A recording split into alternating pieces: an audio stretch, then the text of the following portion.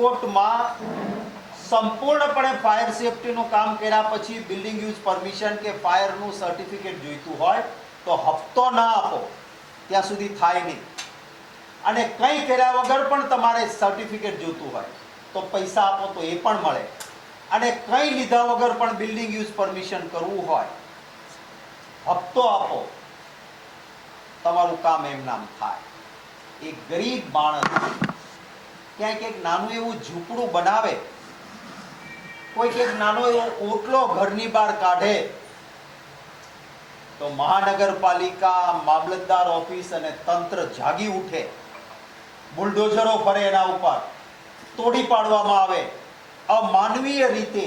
ઝૂંપડાઓ તૂટે, પણ ધનપતિઓ લોકોના જીવ સાથે ખિલવાડ કરે, કોઈ પગલાં નહીં લેવાના.